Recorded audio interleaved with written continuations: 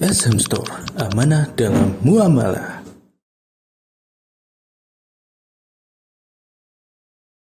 Kemudian iman bisa berkurang. Nah, ya. Iman ini bisa berkurang dengan kebodohan. Kalau orang tidak tahu, sedih dia, tidak tenang jiwanya. Dan juga dengan lupa. Bisa juga orang lupa. Makanya Allah Ta'ala berfirman, wala takunu kalladzina nasullaha fa'ansahum. Janganlah kamu seperti orang yang lupa kepada Allah Ta'ala sehingga Allah melupakan. Kemudian juga berbuat maksiat. Ini menurunkan iman.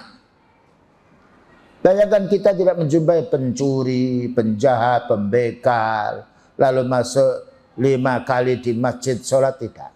Karena amal yang buruk menjauhkan kebaikan. Demikian juga mengikuti jejak syaitan, mengikuti waswas syaitan. Ya. Bayangkan orang kalau mengikuti waswas syaitan, mereka jauh daripada keimanan. Demikian juga tamak masalah urusan dunia, turun. Kalau orang berpikir setiap hari berpikir tentang kemajuan dunia, jarang di masjid. Malam dipikirkan dunia itu besok jual apa, ya besok itu pelanggannya siapa, siangnya pun juga demikian. Yang dihitung dunia. Sebagaimana Allah berfirman, alhaakumut takasur. Telah melalaikan kepadamu berlomba-lomba urusan dunia. Sampai kapan? Hatta zurtumul maqabir. Sampai orang itu meninggal dunia baru berhenti dia. Kemudian juga berkawan dengan orang yang maksiat. Nah ini juga bahaya. Orang baik cari teman yang baik supaya meningkat iman kita. Tapi kalau orang baik berkawan dengan yang jelek maka akan berkurang, akan terkena pengaruh. Karena orang jelek tidak punya malu sih dia. Ya karena dikuasai oleh syaitan. Oleh karena itu beliau mengatakan al-mar'u ala dini khalili. Fal yandur ila man yukhalil. Kalau kita mau melihat orang itu baik atau buruk, lihat kawan akrabnya.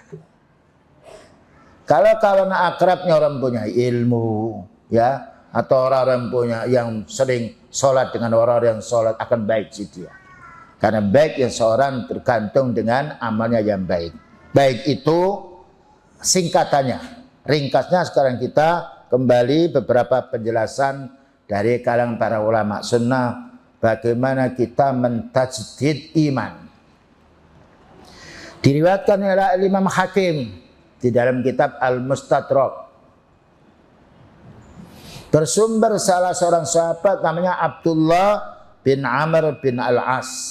Abdullah bin Amr bin Al-As.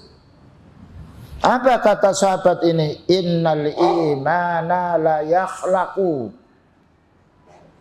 Iman ini bisa rusak. Iman bisa rusak. Sebagaimana mobil bisa rusak. Tapi rusaknya mobil cepat orang tanggap. Rusaknya baju dibawa kepada tukang jahit. Rusaknya rumah segera mengambil tukang dia. Mudah. Tapi rusaknya iman ini jarang orang tahu. Ini yang harus kita pahami.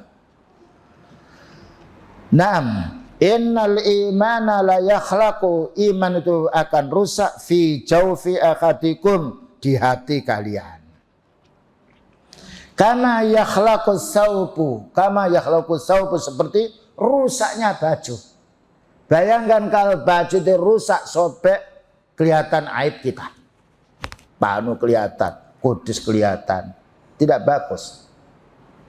Tapi kalau kita berbaju, ya tertutup aib kita.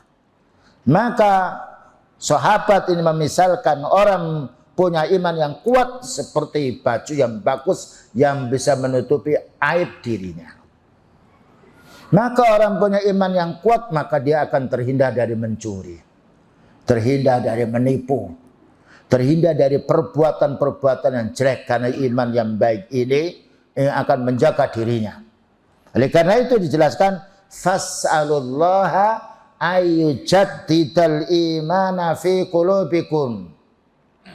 Maka mohonlah kamu kepada Allah supaya kita ini diperbaharui oleh Allah iman kita. Rabbi zidni ilma.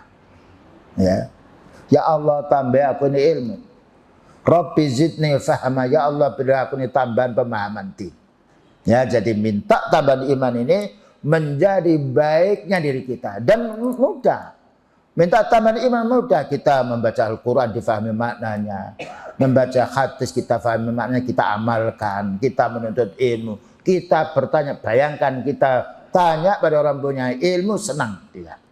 Langsung kan dijawab ketika dia punya ilmu. Berbeda tanya tentang masalah sukses di dalam usaha. Belum tentu orang itu mau memberitahu pada kita. Ternyata memahami din lebih mudah. Banyak keuntungannya, kenikmatan. Dan senang kalau ada orang menanya pada kita, kita punya ilmu, dijawab langsung. Dan kita merasa gembira dengan orang bertanya itu. Dan kita beruntung karena bisa memberi nasihat.